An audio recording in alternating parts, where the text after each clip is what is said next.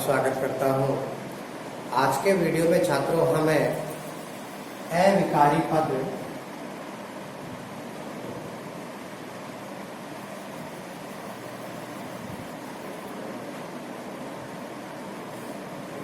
व पद परिचय करना सीखेंगे।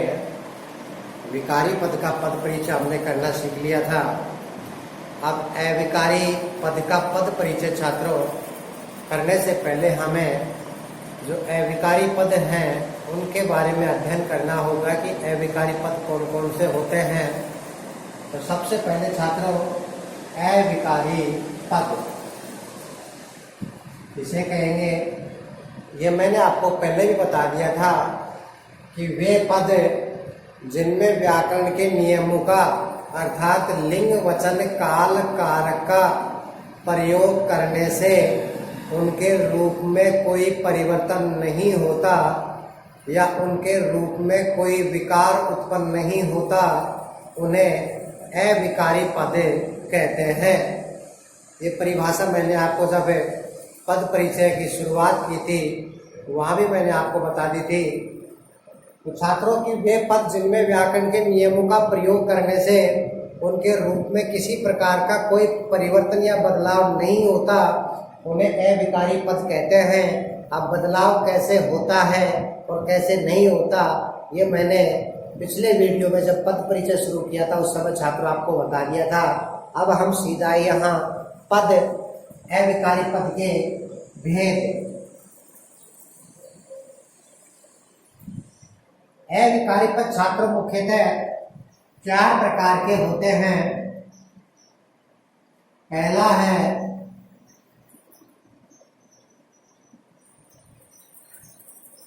क्रिया विशेषण, फिर उसके बाद में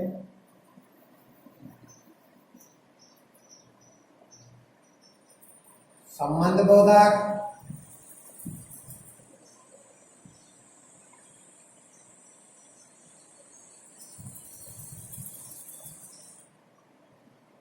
समुच्चय बोधक,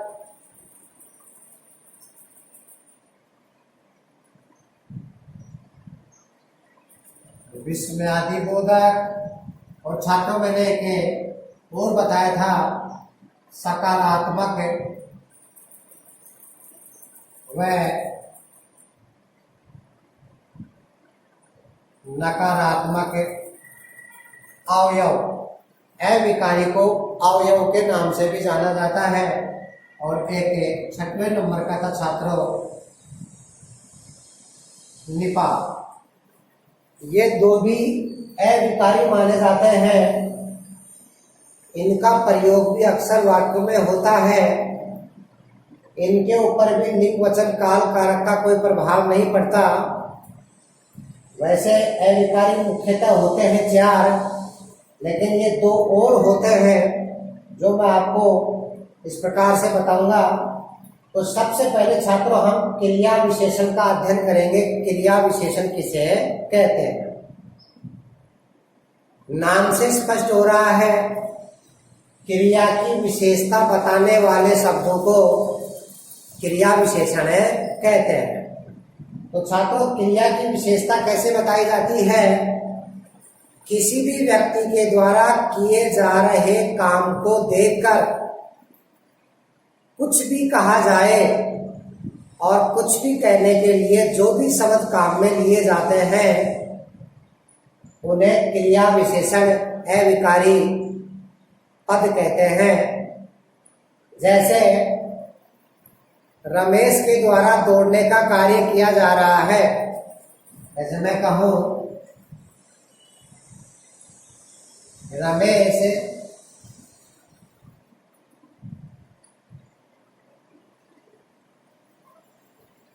दौड़ता है, तो छात्रों रमेश के द्वारा कौन सा कार्य किया जा रहा है? दौड़ने का। अब रमेश के इस दौड़ने के कार्य को देख करके मैं कह रहा हूं कि रमेश तेज दौड़ता है। तो छात्रों तेज शब्द क्या कहलाएगा? क्रिया विशेषण। कहने का मतलब है किसी व्यक्ति के द्वारा किए जा रहे कार्य को देख करके कुछ भी कहा जाता है, जो भी कुछ कहा जाता है उसे क्रिया विशेषण कहते हैं। और इसकी परिभाषा है क्रिया की विशेषता बताने वाले शब्दों को क्रिया विशेषण कहते हैं। जैसे एक उदाहरण और देखेंगे,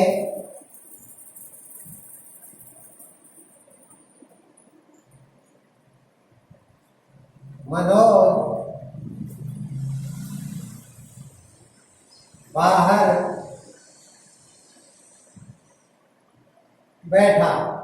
तो छात्रों, मनोज के द्वारा कौन सा कार्य किया जा रहा है? बैठने का। और उसके बैठने के कार्य को देख करके हमने क्या कहा? बाहर। तो बाहर शब्द छात्रों क्या कहलाएगा? क्रिया विशेषण। तो कहने का मतलब किसी व्यक्ति के द्वारा किए जा रहे कार्य को देख करके यदि कुछ भी कहा जाता है तो सारे के सारे शब्द क्रिया विशेषण के नाम से जाने जाते हैं। फिर क्रिया विशेषण छात्रों मुख्यतः 4 प्रकार के होते हैं। तो यहाँ क्रिया विशेषण और इसके साथ क्रिया विशेषण के भेद प्रकार 4 प्रकार के होते छात्रों। ये पहला है रीतिवाचक क्रिया विशेषण,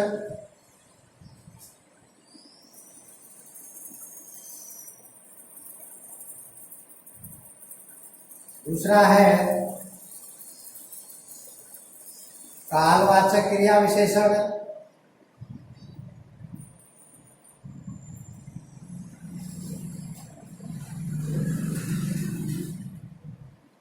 स्थानवाचक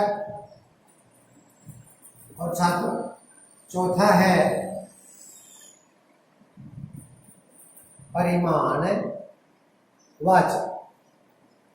ये 4 भेद मुख्यतः माने गए हैं, लेकिन इन भेदों को पढ़ने से पहले हमें एक बिंदु और है,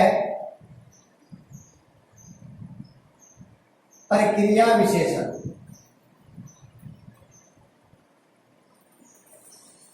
नाम से स्पष्ट हो रहा है क्रिया विशेषण की विशेषता बताने वाले शब्दों को प्रक्रिया विशेषण कहते हैं। जैसे मैंने अभी थोड़ी देर पहले उदाहरण लिखा था कि रमेश तेज दौड़ता है। तो रमेश के द्वारा कौन सा कार्य किया जा रहा है छात्रों? दौड़ने का। उसके दौड़ने के कार्य को देखकर क्या कहा गया? तेज। तो तेज क्या कहलाएगा? क्रिया विशेषण। और क्रिया विशेषण को भी देख करके कहा जाता है कि रमेश बहुत तेज दौड़ता है। तो छात्रों, बहुत शब्द है वो क्रिया विशेषण की भी क्या बता रहा है? विशेषता। तो क्रिया विशेषण की भी विशेषता बताने वाले शब्दों को प्रक्रिया विशेषण कहते हैं। प्रक्रिया विशेषण कहते हैं। ठीक है। अब देखते हैं क्रिया विशेषण के भेद। क्रिया विशेषण के 4 भेद होते हैं छात्रों। पहला है रीतिवाचक क्रिया विशेषण। मैं परिभाषा लिखवा करके बोर्ड के ऊपर न लिख करके आपको मौखिक बता रहा हूँ छात्रों, क्योंकि लिखने में टाइम ज़्यादा खराब होता है, वीडियो काफी लंबा बन जाता है। तो रीतिवाचक क्रिया विशेषण, क्रिया विशेषण तो आपके समझ में आ गया कि क्रिया की विशेषता बताने वाले शब्दों को क्रिया विशेषण कहते हैं। अब क्रिया की विशेषता मुख्यतः कितने प्रकार से बताई जा सकती है? 4 प्रकार से। तो पहला है रीतिवाचक, कर्ता के द्वारा किए जाने वाले कार्य की रीति, ढंग या तरीके का बोध कराने वाले शब्दों को रीतिवाचक क्रिया विशेषण कहते हैं।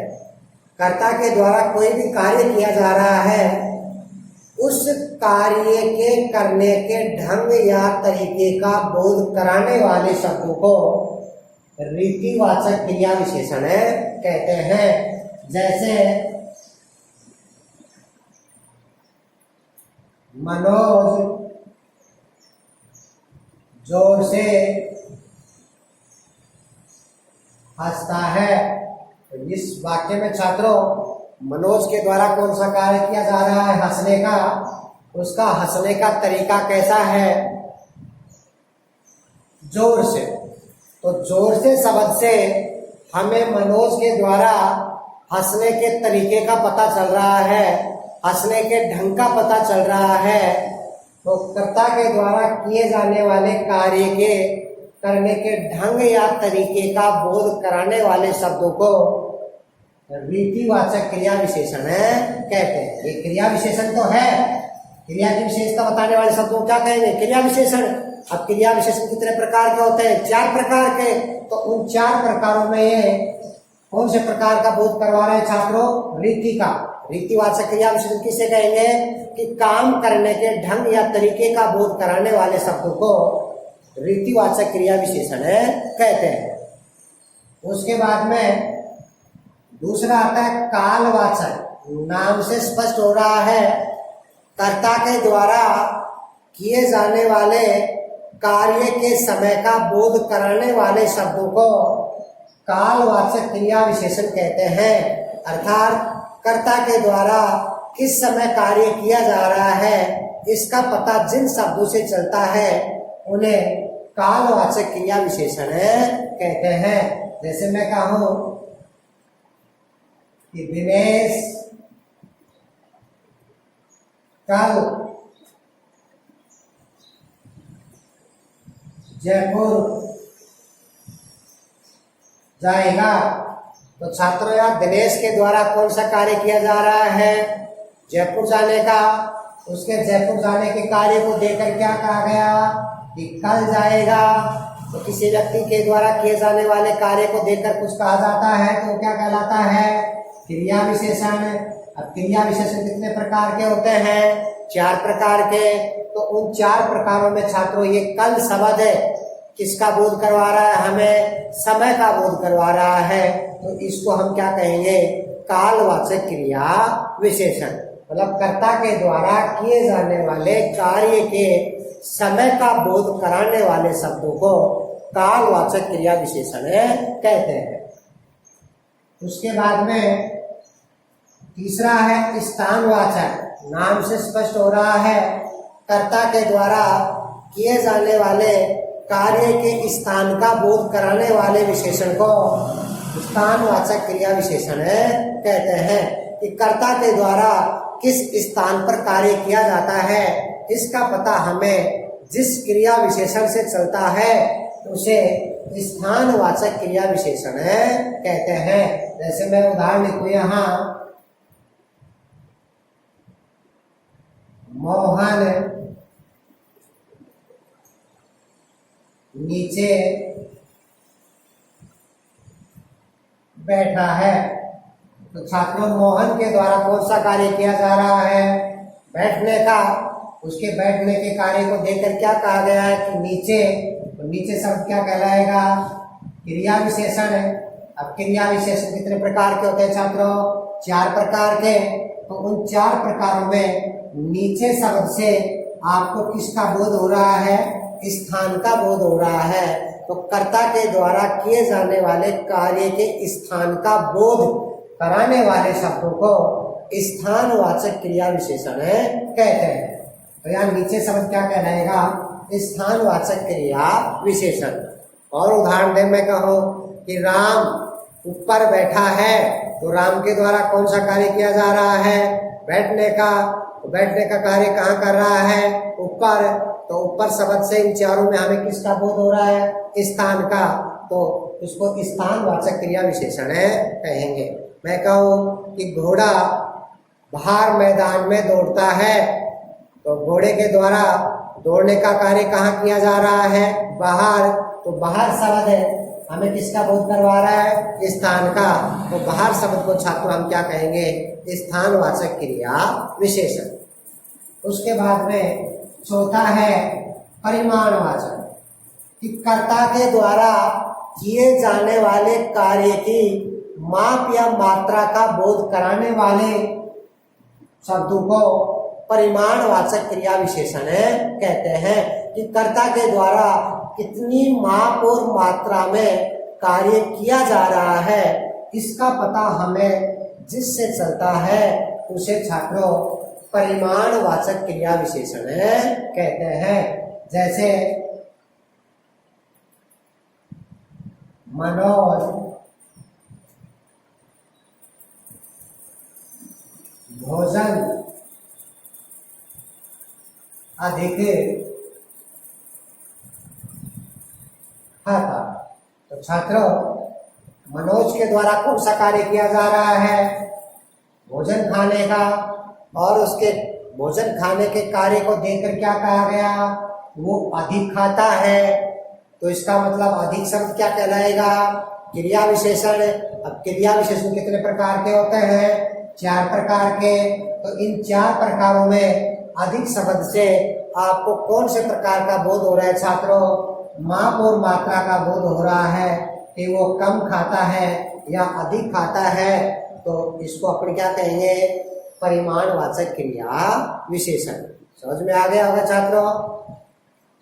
काम करने के ढंग या तरीके का बोध कराने वाले शब्दों को रीतिवाचक, क्रिया के होने के समय का बोध करवाए उसको कालवाचक, क्रिया के होने के स्थान का बोध करवाए उसको स्थानवाचक, और क्रिया के होने की माप और मात्रा का बोध करवाए उसे छात्रों परिमाणवाचक क्रिया विशेषण कहते हैं।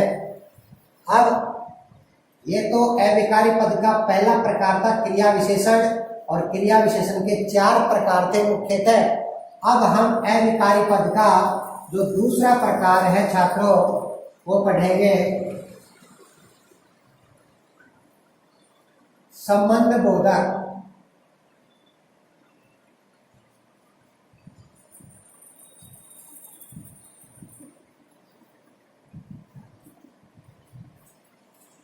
संबंध बोधक। तो छात्रों संबंध बोधक अविकारी पद किसे कहेंगे?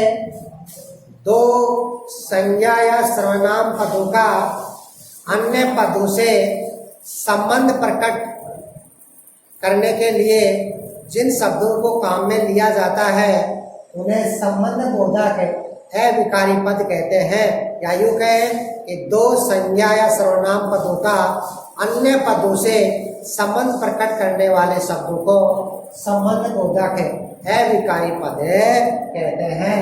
तो छात्रों का उदाहरण जैसे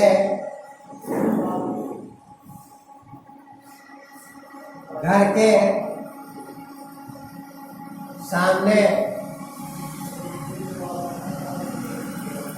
बगीचा। तो छात्रों यहाँ एक संज्ञा तो क्या है? घर, और दूसरी संज्ञा क्या है? बगीचा। अब इन दोनों संज्ञाओं के मध्य छात्रों संबंध प्रकट किया गया किसके द्वारा?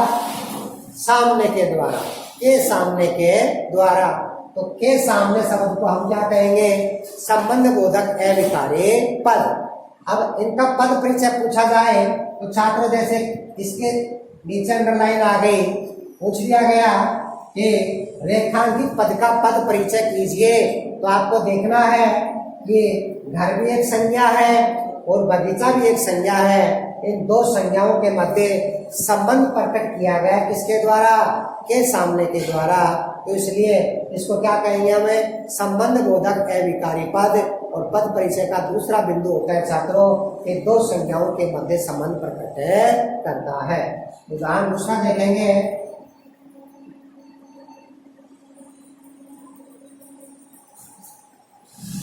सीता राम के साथ वन को गई। यहाँ छात्रों के साथ के बीच अंडरलाइन आए कि सीता राम के साथ वन को गई। तो यहाँ ये भी संज्ञा है और ये भी क्या है? संज्ञा। इन दोनों संज्ञाओं के मध्य छात्रों संबंध प्रकट किया गया किसके द्वारा? के साथ के द्वारा। तो के साथ शब्द क्या कहलाएगा? संबंध बोधक अविकारी पद। एक उदाहरण और देखें कि जयपुर के निकट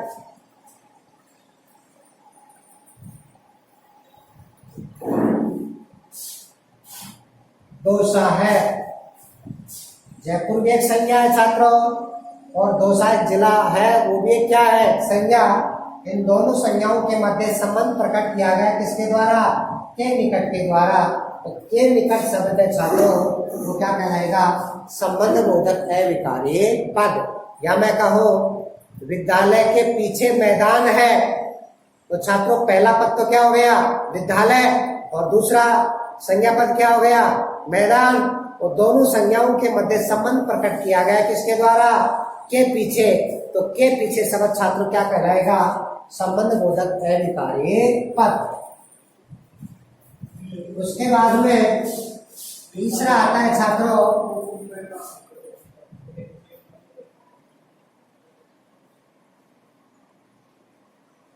समुच्चय बोधक। दो पदों, दो वाक्यों या दो वाक्यांशों के मध्य परस्पर, या दो पदों, दो वाक्यों या वाक्यांशों को परस्पर जोड़ने या पृथक करने वाले शब्दों को समुच्चय बोधक अविकारी पद कहते हैं। छात्रों ध्यान देना कि दो पदों को या दो वाक्यों को या दो वाक्यांशों को परस्पर, परस्पर मतलब आपस में जोड़ने या पृथक करने के लिए जिन शब्दों को काम में लिया जाता है उन्हें समुच्चय बोधक अविकारी पद कहते हैं। कि जैसे राम और श्याम विद्यालय जाते हैं। यहाँ छात्रों राम भी एक पद है और श्याम भी क्या एक पद। इन दोनों पदों को और शब्द के द्वारा जोड़ा गया है। तो मैंने आपको परिभाषा बताई कि दो पदों, दो वाक्यों या दो वाक्यांशों को परस्पर जोड़ने वाले या उनको पृथक करने वाले शब्दों को समुच्चय बोधक अविकारी पद कहते हैं। तो जोड़ने में छात्रों तथा, एवं में, और, पृथक में छात्रों किंतु, परंतु, क्योंकि, अपितु आदि शब्द काम में लिए जाते हैं। तो आपको परिभाषा दिमाग में रखनी है कि दो पदों या दो वाक्यों या वाक्यांशों को परस्पर जोड़ने या अलग करने वाले शब्दों को समुच्चय बोधक अविकारी पद कहते हैं। दूसरा उदाहरण, वे हैं परंतु अनुभवी नहीं। ये भी एक वाक्य है, ये भी एक वाक्यांश है छात्रों। दोनों को जोड़ने के लिए या दोनों को पृथक करने के लिए क्या शब्द काम में लिया गया है? परंतु। अलग करने के लिए तो इसको अपन क्या कहेंगे? समुच्चय बोधक अविकारी पद।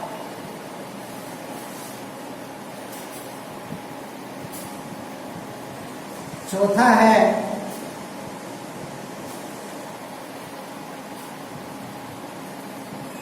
विस्मयादि बोधक। तो छात्रों विस्मयादि बोधक की परिभाषा है कि जिन शब्दों से हर्ष, शोक, घृणा, ग्लानि, क्रोध, भय, चेतावनी, शाबाशी आदि भावों का बोध होता है, उन्हें विस्मयादि बोधक अविकारी पद कहते हैं। और छात्रों इन शब्दों के आगे हमेशा विस्मयादि बोधक विराम चिन्ह भी लगा हुआ रहेगा कि वे पद जिनसे हर्ष मतलब खुशी का भाव, शोक दुख का भाव, हर्ष, शोक, घृणा, ग्लानि, क्रोध, भय चेतावनी, शाबाशी, आश्चर्य आदि भावों का बोध होता है, उन्हें विस्मयादि बोधक अविकारी पद कहते हैं। जैसे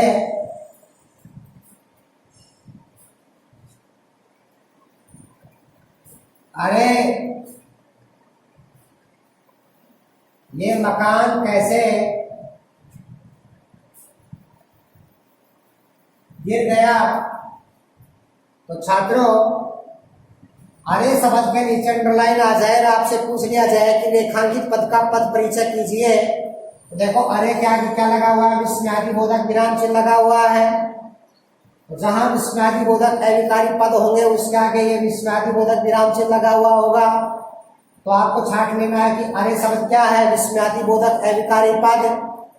फिर दूसरा बिंदु आपको बताना है कि ये अरे शब्द वाक्य में कौन से भाव का बोध करवा रहा है छात्रों, आश्चर्य के भाव का बोध करवा रहा है। हम कह रहे हैं अरे ये मकान कैसे गिर गया, तो अरे शब्द से छात्रों आश्चर्य के भाव का बोध हो रहा है। तो जो शब्द हर्ष, शोक, गिलानी, घृणा, भय, चेतावनी, शाबाशी और आश्चर्य के भाव का बोध करवाते हैं, उन्हें विस्मयादि बोधक अविकारी पद कहते हैं। तो ये तो छात्रों मुख्यतः अविकारी पद के 4 प्रकार थे।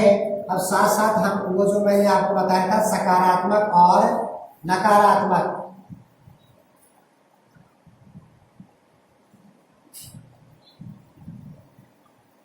सकारात्मक का मतलब होता है छात्रों वाक्य में सहमति का भाव प्रकट करने के लिए जिन शब्दों को काम में लिया जाता है, सहमति या स्वीकृति के भाव का बोध कराने के लिए जिन शब्दों को प्रयुक्त किया जाता है उन्हें सकारात्मक अविकारी पद कहते हैं। और वाक्य में असहमति के भाव का बोध कराने के लिए जिन शब्दों को काम में लिया जाता है उन्हें नकारात्मक अविकारी या अवयव पद के नाम से जाना जाता है। नाम से स्पष्ट हो रहा है।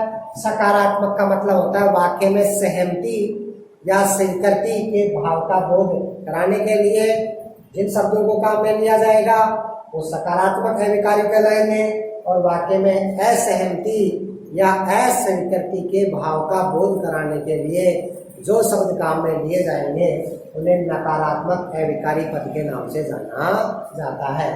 जैसे सकारात्मक में जैसे जी, इसमें शब्द आते हैं जैसे जी,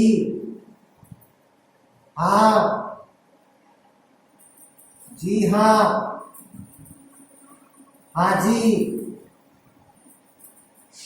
अवश्य आदि शब्दों का प्रयोग किया जाता है। कि जैसे मैं कहूं कि रमेश बाजार जाओगे, जी हाँ बाजार जाऊंगा, तो जी हाँ शब्द से छात्रों वाक्य में सहमति या स्वीकृति के भाव का बोध हो रहा है।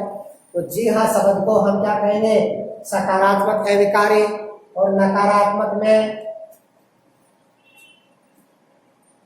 मत, न, ना आदि पदों को काम में लिया जाता है। कि मुकेश यह काम मत करो, तो मत शब्द से छात्रों नकारात्मक या कार्य के असहमति या अस्वीकृति के भाव का बोध हो रहा है, तो मत शब्द को हम क्या कहेंगे, नकारात्मक अविकारी पद कहेंगे।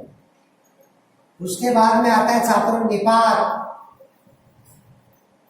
निपात किसे कहेंगे, संज्ञा, सर्वनाम, विशेषण व क्रिया विशेषण के साथ लग करके और मुख्य अर्थ के ऊपर जोर देने वाले शब्दों को निपात कहते हैं। ध्यान देना छात्रों, संज्ञा के साथ लग करके, सर्वनाम के साथ लग करके, विशेषण के साथ लग करके और क्रिया विशेषण के साथ लग करके और मुख्य अर्थ के ऊपर जोर देने वाले शब्दों को क्या कहते हैं छात्रों, निपात कहते हैं। जैसे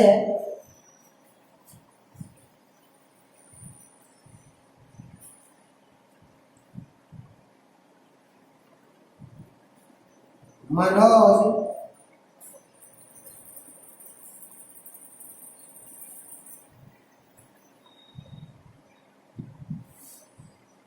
ही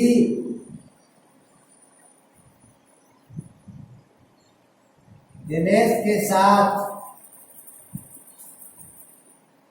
बाजार जाएगा। यहाँ छात्रों जो भी शब्द है वो क्या दे रहा है, मुख्य अर्थ के ऊपर क्या दे रहा है, जो किसके साथ लग करके, संज्ञा के साथ, मनोज संज्ञा के साथ लग करके, और भी है वो मुख्य अर्थ के ऊपर क्या दे रहा है, जोर दे रहा है कि एक तो ये कहे कि मनोज दिनेश के साथ बाजार जाएगा, तो इसमें जा भी सकता है और नहीं भी जा सकता, लेकिन भी लगाने से ये निश्चितता के साथ पता चल रहा है कि मनोज भी दिनेश के साथ बाजार जाएगा। एक मैं कहूं कि मुकेश फुटबॉल ही खेलता है, एक तो मैं कहूं कि मुकेश फुटबॉल खेलता है, तो इसमें फुटबॉल के अलावा वो क्रिकेट भी खेलता है, बैडमिंटन भी खेलता है, और भी बहुत सारे खेल खेलता होगा। और दूसरा मैं ये कहूं कि मनोज फुटबॉल ही खेलता है, तो ही शब्द है, उसे पता चल रहा है कि मनोज केवल क्या खेलता है, फुटबॉल ही खेलता है। तो वाक्य में मुख्य अर्थ के ऊपर जोर देने के लिए संज्ञा, सर्वनाम, विशेषण और क्रिया विशेषण के साथ जो शब्द लगाए जाते हैं उनको छात्र क्या कहते हैं, निपात कहते हैं। तो ये मैंने छात्रों अविकारी पद के भेद बताए। अब हम इन प्रत्येक का एक एक उदाहरण लेकर के और पद परिचय करना देखेंगे कि किस प्रकार से इनका पद परिचय किया जाता है।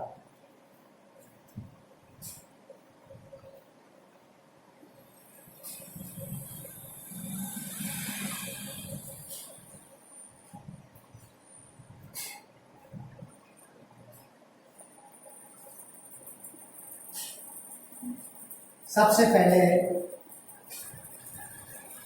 क्रिया विशेषण।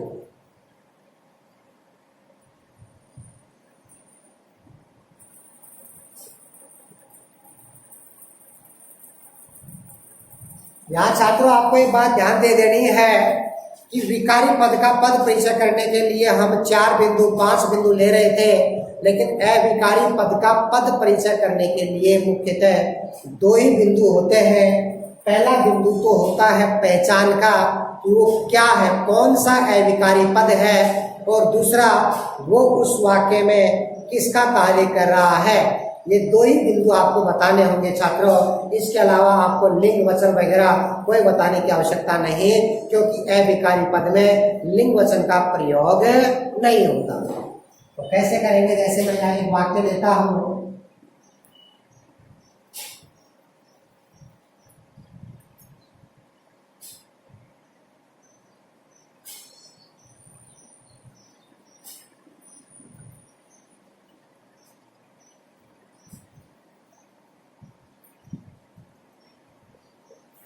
एक वाक्य छात्रों यहाँ बहुत के नीचे भी अंडरलाइन है और धीरे के नीचे भी क्या है, अंडरलाइन। और परीक्षा में आपसे पूछ लिया गया कि रेखांकित पद का पद परिचय कीजिए, तो सबसे पहले आप देखेंगे बहुत। अब आप देखेंगे कि आपको बहुत का पता नहीं चल रहा चाहते हो, तो आप इससे अगले वाला पद देखेंगे धीरे, इससे भी आपको पता नहीं चल रहा, फिर उससे अगले वाला पद देखेंगे चलता। चलता क्या है, क्रिया, और ये शब्द क्रिया की क्या बता रहे हैं, विशेषता, और क्रिया, और ये शब्द क्रिया विशेषण की विशेषता बता रहा है। देखो ये क्रिया है, क्रिया की विशेषता बताने वाले को क्या कहेंगे, क्रिया विशेषण, और क्रिया विशेषण की भी विशेषता बताने वाले को क्या कहेंगे, प्रक्रिया विशेषण। ये मैंने आपको पहले बता दिया, तो इसको क्या लिखेंगे अपन, प्रक्रिया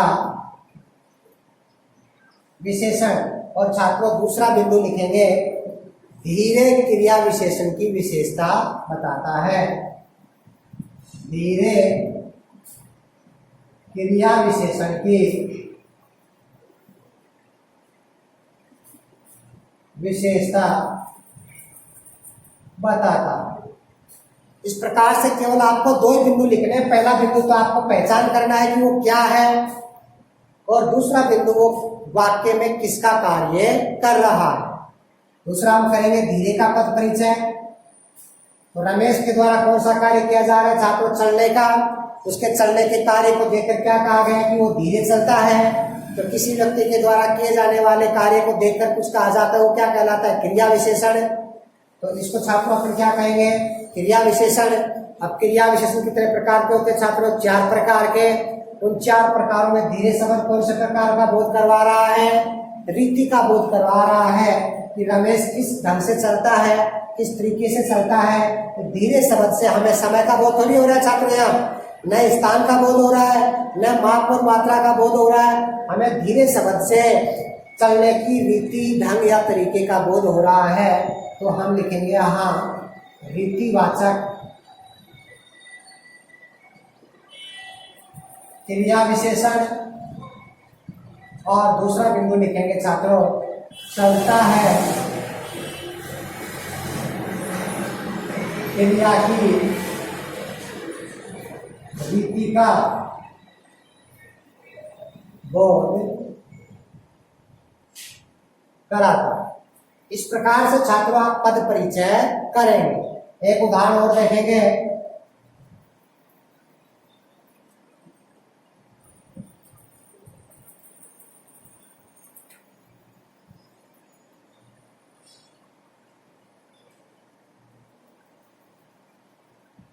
रमेश कल आएगा। यहाँ छात्रों कल के नीचे अंडरलाइन आए और आपसे इसका पद परिचय करवाए तो आप देखेंगे कल क्या है? रमेश के द्वारा आने का कार्य किया जा रहा है और उसके आने के कार्य को देखकर क्या कहा गया है? कल। तो इसका मतलब कल शब्द क्या है? क्रिया विशेषण। अब छात्रों क्रिया विशेषण कितने प्रकार के होते हैं? 4 प्रकार के। तो उन 4 प्रकारों में कल शब्द किसका बोध करवा रहा है आपको? समय का बोध करवा रहा है कि रमेश कल आएगा, समय का बोध करवा रहा है। तो क्रिया के होने के समय का बोध कराने वाले क्रिया विशेषण को छात्रों क्या कहेंगे? कालवाचक क्रिया विशेषण।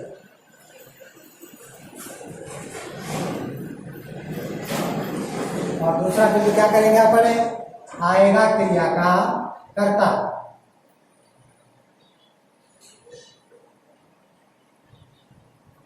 आएगा क्रिया के समय का बोध करवाता है। सॉरी, आएगा क्रिया के समय का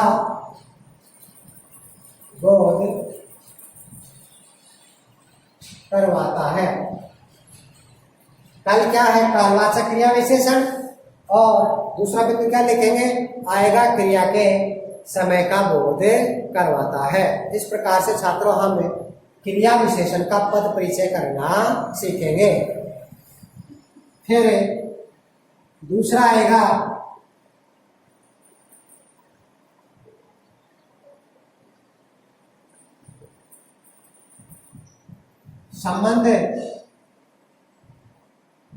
संबंध बोधक का पद परिचय। तो छात्रों संबंध बोधक का पद परिचय करने के लिए मैं उदाहरण लिखूंगा कि विद्यालय के सामने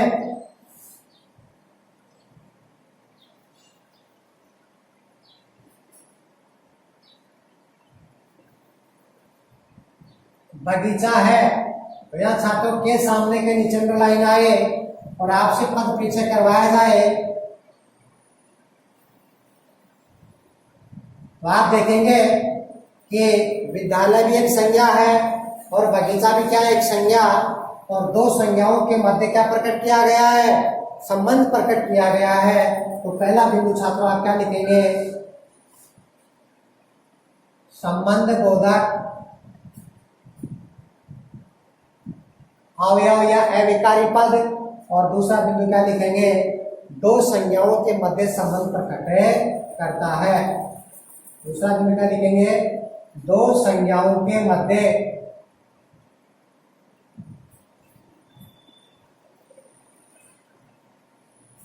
संबंध प्रकट करता।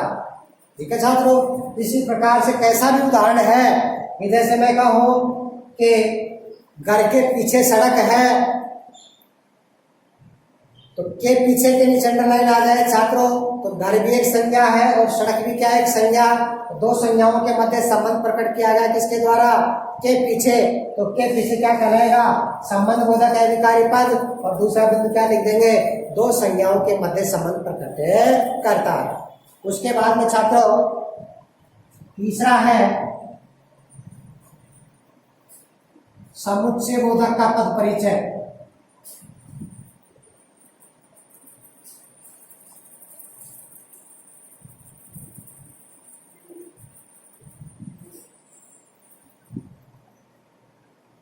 समुच्चय बोधक का पद परिचय। तो छात्रों उदाहरण देखेंगे कि वे बुद्धिमान है परंतु अनुभवी नहीं। अभी मैंने उदाहरण दिया था कि वे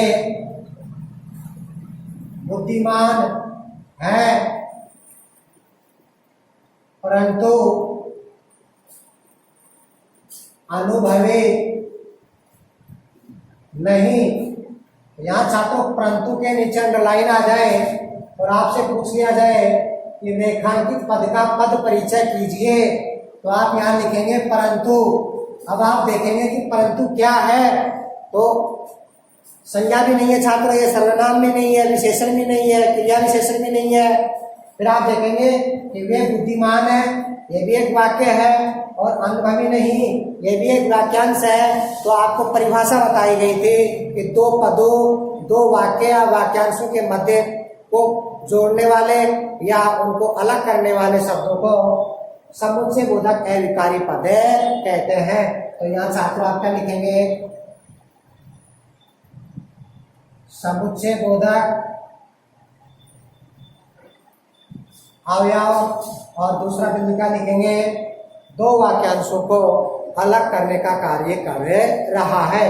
वैसे तथा, एवं में और ये तो सब छात्रों जोड़ने वाले हैं, किंतु, परंतु, क्योंकि, अपितु, ये दो वाक्य वाक्यांशों को पृथक करने वाले हैं। तो लिख देंगे कि दो वाक्यांशों को अलग करने का कार्य कर रहा है। दूसरा उदाहरण मैंने उदाहरण में दिया था, राम और श्याम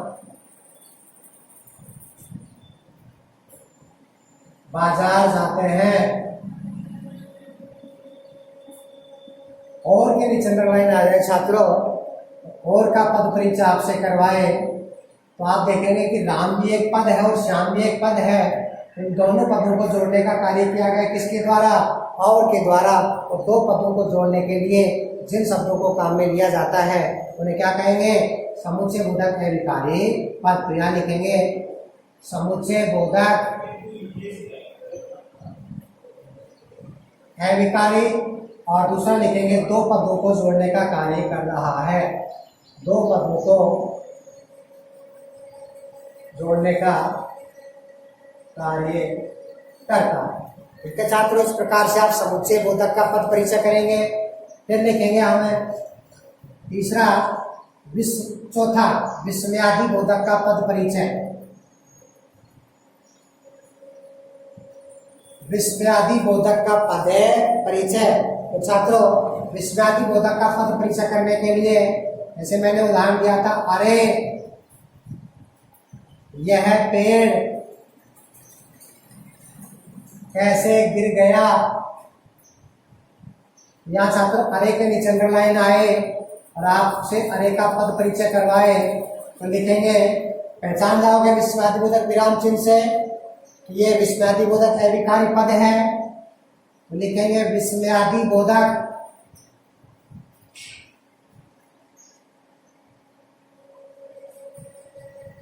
अवयव। और दूसरा बिंदु लिखेंगे छात्रों, ये आपको कौन से भाव का बोध करवा रहा है वाक्य में, आश्रय के भाव का बोध करवा रहा है। तो लिखेंगे आश्रय के भाव का बोध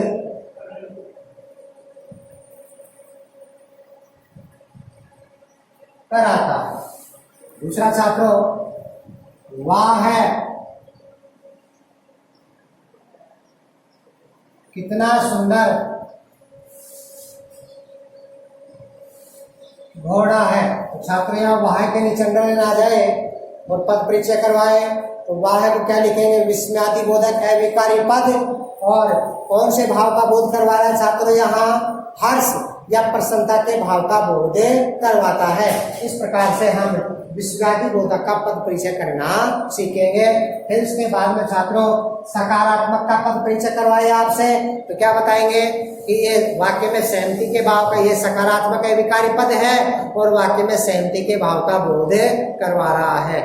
या नकारात्मक का पद परिचय करवाए तो आप पहचान जाएंगे कि नकारात्मक अविकारी पद है, तो लिखेंगे पहला बिंदु कि ये वाक्य में असहमति के भाव का बोध करवाता है, और दूसरा लिखेंगे नकारात्मक अविकारी पद। इसी प्रकार से छात्रों आप किसका करेंगे, निपात का। निपात में लिख देंगे ये निपात है, और दूसरा बिंदु क्या लिख देंगे कि मुख्य अर्थ के ऊपर जोर दे रहा है। इस प्रकार से आप छात्रों अविकारी पद का पद परिचय करेंगे। ये ध्यान देना कि अविकारी पद का पद परिचय के केवल दो ही बिंदु होते हैं। पहला बिंदु तो पहचान का, और दूसरा बिंदु कि वो शब्द या पद वाक्य में किसका कार्य कर रहा है। आज के वीडियो में छात्रों केवल इतना ही। अब हम व्याकरण का तीसरा टॉपिक है छात्रों शब्द शक्ति, वो अगले वीडियो में उसकी शुरुआत करेंगे। मैंने आपको दो टॉपिक